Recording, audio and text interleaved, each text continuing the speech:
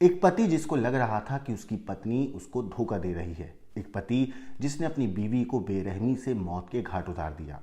एक महिला जिसने जब शादी करी थी तो उसे लगा था कि उसका पति उसकी जिंदगी भर हिफाजत करेगा, मगर उस महिला को इस बात का अंदाजा नहीं था कि जिस शख्स के साथ वो जिंदगी भर साथ रहने की कसम खाकर अग्नि के 7 फेरे ले रही है, वही उसको मौत की नींद सुला देगा। महाराष्ट्र के ठाणे जिले में एक शख्स ने अपनी पत्नी को बेवफा मानकर उसे मौत के घाट उतार दिया। यही नहीं, आरोपी पति ने अपनी बीवी का कत्ल करने के बाद उसकी लाश को एक खंडरनुमा घर में दफन कर दिया। लेकिन इतनी सफाई से कत्ल करने वाला आरोपी कानून की गिरफ्त से बच नहीं पाया और पुलिस ने उसे गिरफ्तार कर लिया। नमस्कार, मेरा नाम है मोहम्मद आसिम और आप देख रहे हैं क्राइम तक। कत्ल की ये सनसनीखेज वारदात ठाणे के भिवंडी तालुका के अनगांव गांव की है। इस वारदात के बारे में ठाणे पुलिस के अधिकारियों ने जानकारी देते हुए बताया है और कई मीडिया रिपोर्ट्स के हवाले से मैं आपको बता रहा हूं कि पुलिस पेट्रोलिंग टीम को एक सूचना मिली थी कि अंबरनाथ में रहने वाली 27 साल की ज्योत्सना शेलार नाम की एक महिला अचानक 5 मार्च को घर से लापता हो गई। घर वालों ने उसे तलाश किया, लेकिन कहीं भी ज्योत्सना का कुछ पता नहीं चला। इस मामले पर गणेशपुरी पुलिस स्टेशन के सहायक निरीक्षक धर्मराज सोनके ने कहा है कि शिवाजी नगर पुलिस स्टेशन में लापता महिला के रिश्तेदारों ने महिला की गुमशुदगी की रिपोर्ट दर्ज कराई थी। उसी शिकायत के आधार पर पुलिस ने मामले की जांच शुरू करी और कई इनपुट प्राप्त किए। इसी दौरान पुलिस को जो महिला का पति है उसके ऊपर कुछ शक हुआ, जिसके बाद पुलिस ने उसके पति को, जिसकी उम्र 29 साल है, नाम है दिबंगर शेलार, उसको हिरासत में लिया और उससे पूछताछ शुरू करी। जैसा कि अमूमन होता है, कोई भी अपराधी जिसे पुलिस पूछताछ के लिए बुलाती है वो अपना गुनाह कबूल नहीं करता, बात को घुमाने की कोशिश करता है। सेम ऐसा ही दिबंगर ने भी किया।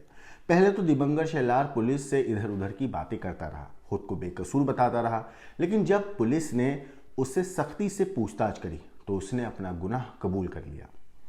दिगंबर ने पुलिस को बताया कि उसने अपनी पत्नी की हत्या कर दी है और उसकी लाश को अपने पुश्तैनी गांव अनगांव में एक जर्जर घर में दफना दिया है। पुलिस को अब यह जानना था कि आखिर आरोपी ने अपनी पत्नी का कत्ल क्यों किया। अब पुलिस को यह तो पता था कि कातिल कौन है, लेकिन कत्ल के पीछे का मकसद क्या था।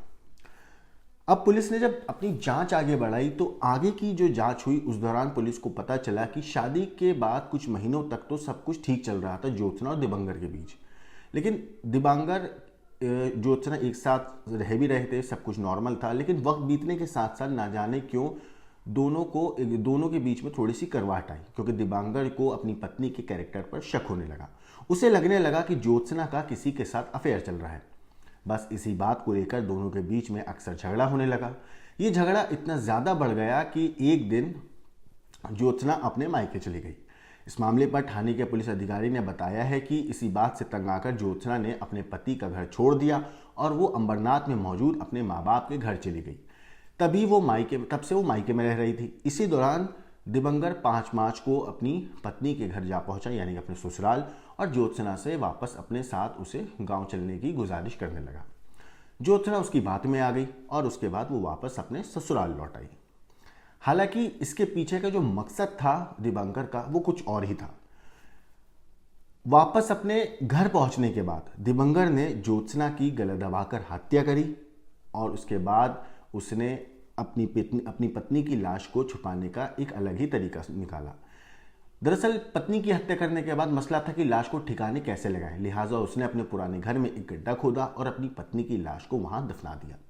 अब 12 दिन के बाद जाकर पुलिस ने आरोपी की निशानदेही पर जो महिला है ज्योत्सना, उसकी लाश को जमीन से बाहर निकाला। इस मामले पर पुलिस अधिकारी का कहना है कि लाश की हालत बहुत खराब हो चुकी थी, लेकिन उसे पोस्टमार्टम के लिए मुंबई के जेजे अस्पताल में भेजा गया है। पुलिस के अनुसार इस मामले में आरोपी पति दिबंगर के खिलाफ आईपीसी की धारा 302 यानी कि हत्या और 201 सबूत मिटाने के तहत मामला दर्ज किया गया है और उसे कोर्ट में पेशी के बाद जेल भेज दिया गया है।